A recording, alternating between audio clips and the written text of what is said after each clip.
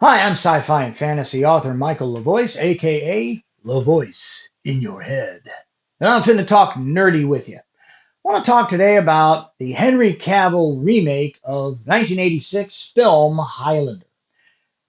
Okay, let's get this straight right off the bat. I love Henry Cavill.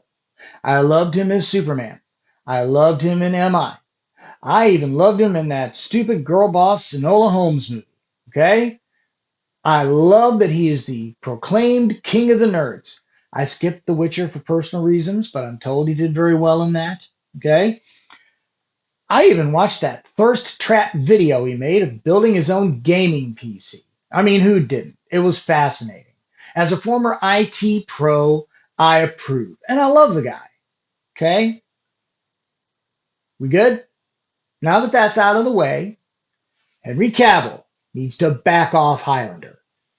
I know I'm coming off a little bit like a boomer telling kids to get off of his lawn, but I don't care.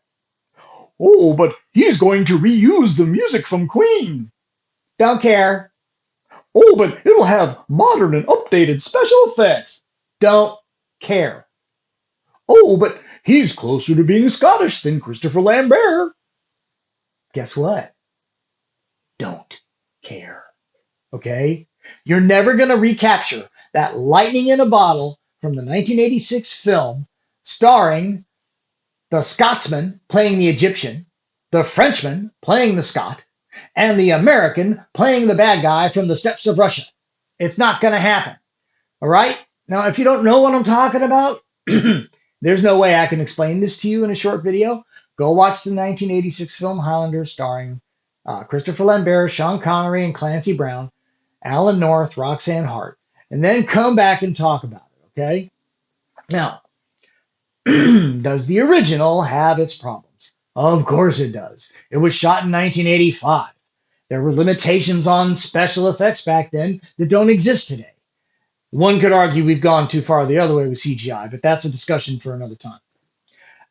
So I'll go even further and argue that not only the performances from some of the principal actors cannot be replaced, I'll go so far as to say that Alan North as Moran cannot be replaced, and James Cosmo as Angus cannot be replaced. Okay, maybe if Billy Connolly played Angus, that would work as a recasting. But aside from that, not happening.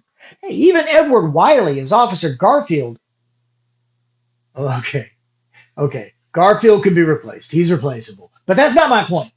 The movie itself, the cinematography, the editing. I mean, the music from Michael Kamen and Queen is just a start. You're still not going to recapture that magic again. But look at that opening fight sequence between McLeod and Fazil underneath Madison Square Garden. That shot where Fazil is running away from McLeod and it's captured in the reflection of his mirrored sunglasses as they lay on the floor. Not to mention the movie was treated so badly after release. I mean, not only were there two sequels that should never even have been contemplated, much less put to film, there was a television series, all of which destroyed the original premise of the movie. Though I have to say the films were a lot worse about that than the TV show was. The TV series was like the Ferris Bueller's Day Off TV show. A bad idea, badly executed. I know this isn't a popular opinion because nobody's making anything new anymore. Everybody's doing remakes and restarts and reboots and reimaginings, which, oh, that's a terrible, frightening word anyway. But it's safer, right? Is that the reason? Well, boo frickin' who? Leave Highlander alone. I know it'll make a crap ton of money. Not the point. Leave it alone. So what do you think? Too boomer for a Gen Xer? Let me know in the comments and come back next time when I get to be LaVoice in your head.